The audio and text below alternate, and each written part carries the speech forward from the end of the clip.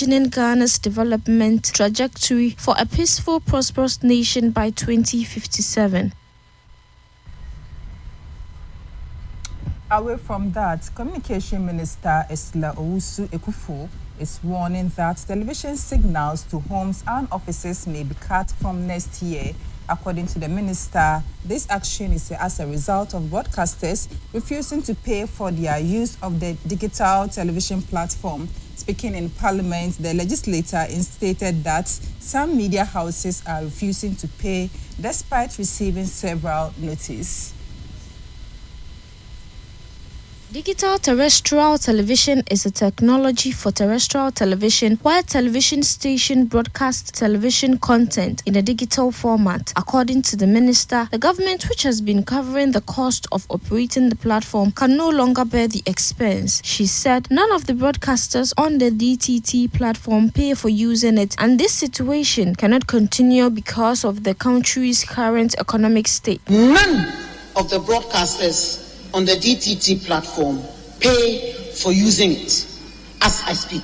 And this situation cannot continue in our current economic state. The minister explained that the broadcasters hosted on the DTT platform has been notified that the government cannot continue to pay for operations and maintenance with matters currently pending in court. She mentioned that while some broadcasters are currently negotiating payment terms with management, others have been adamant. According to her, government says it cannot continue to pay for it. So if they do not pay for it, unfortunately, households will find themselves in a situation where they cannot receive TV broadcast signals because the platform will be shut down for non-payment of operational expenses it is incurring. She therefore called on broadcasters to work together to ensure that the DTT platform stays operational. Paid a PESWA to date for being hosted on the platform. So it is not correct to state that any entity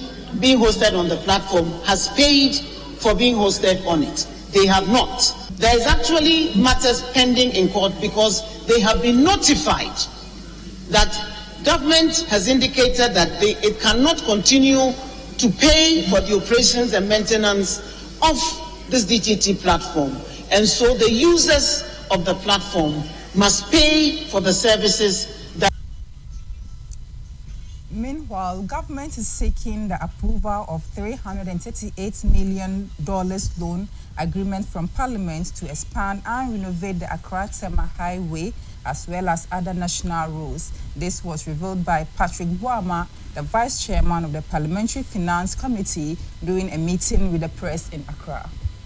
The loan, when it is approved, will also fund the reconstruction of the current 6-lane divided Nsawam Highway. 3 sections make up the entire project. The first section, spanning 19.5 kilometers, will see the expansion and rehabilitation of at least 10 lanes on the Accra-Tema motorway. Next, the George Walker Bush Highway, which spans 5.7 kilometers, constitutes the second section. The Nsawam Road, including the restoration of its 6 lanes, is the third area of focus. George Walker Bush Highway is part of this, and the scope is 5.7 kilometers. So if you add it to the 19.5, what are you getting? So that scope, that's the second section, also has the rehabilitation and widening of a 12-lane road, the construction of the Jolu interchange, construction of 2 toll plazas and 2 new footbridges. And in education, the Ghana Association of University Administrators has voiced concern about what it sees as a deterioration in academic freedom in public universities. The association filed a complaint with the Ghana Tertiary Education Commission alleging excessive regulation and political meddling in university governance. The association demanded that the laws governing universities be upheld in order to protect academic freedom.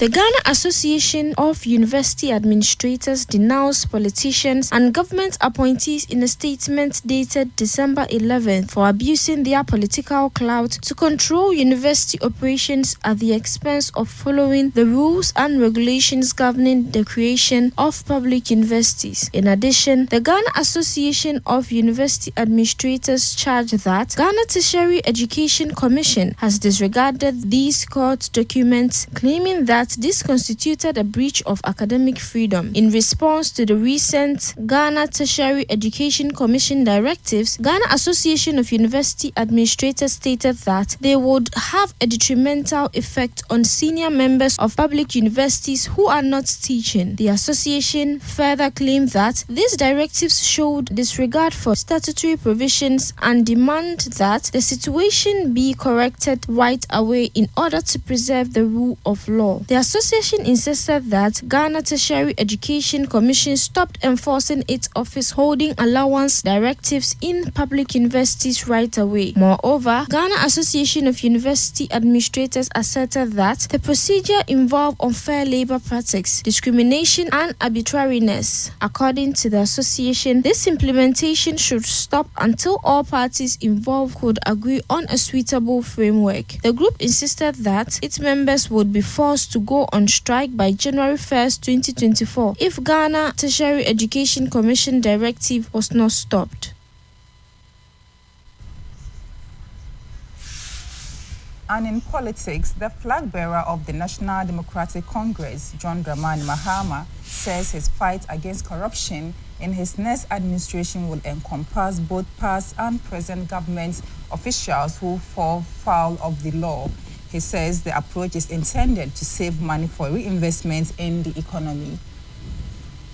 Former President Mahama made these remarks when he reaffirmed his commitment to fighting and tackling corruption head-on in a post on Facebook on Monday, December 11, 2023. According to him, he believes in transparency, accountability, and good governance, and therefore his administration will wage a strong fight against corruption to save money for reinvestment in the economy. He stressed that the sword of his fight against corruption will cut across against past government officials of the incumbent administration, civil and public servants, businesses, government suppliers, amongst others who fall foul of the law. Mr. Mahama noted that corruption is a canker that eats away society. Hence, he is steadfast and resolute in his determination to fight it at all levels.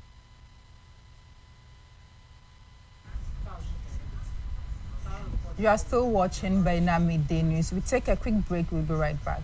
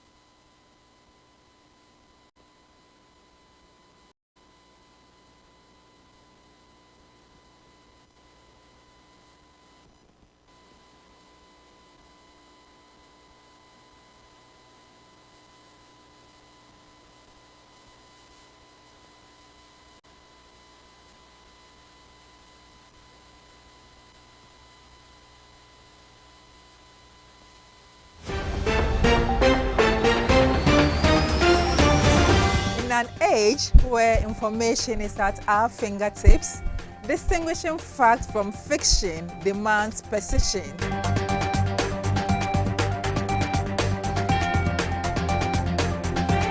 Akan gaskiya da aminci za mu zo muku da labarai wanda ya dace da tsarin 'yan jarida. Hausan da gurma, dandin da dangai.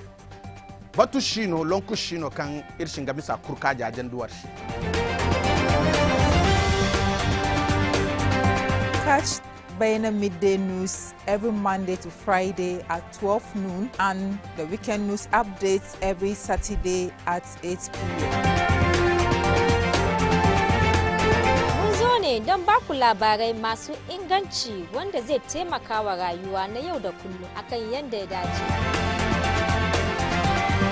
amash dare washe kan irgonda irsonga shanno alhabare kan she igene songa news kan shi kawar shekala alhadi kur almari gur iye ne da baina tv dj ganda.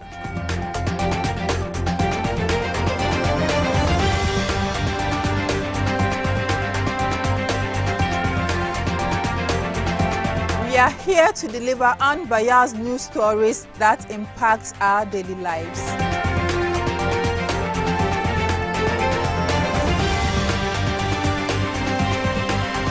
Don samun labaran Hausa, ku biyo mu akan ɗakin labarai na Baina TV daga ranar Litinin zuwa ranar Juma'a don samun labaran ƙasa da labaran duniya da karfe 5:30 na yamma.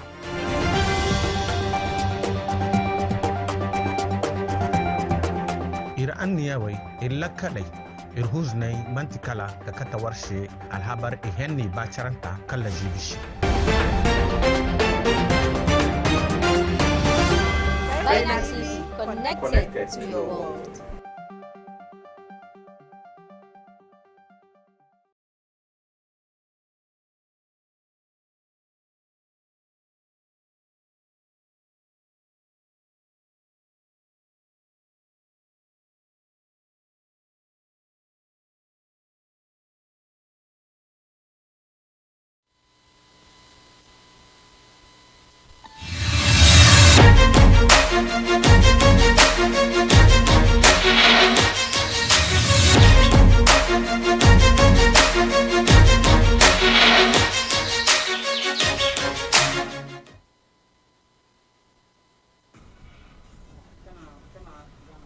Thank you for staying with us. And now in sports, Ghana midfielders Mohamed Kudus and Thomas Partey have been named in the Team of the Year at the 2023 CAF Awards in Morocco.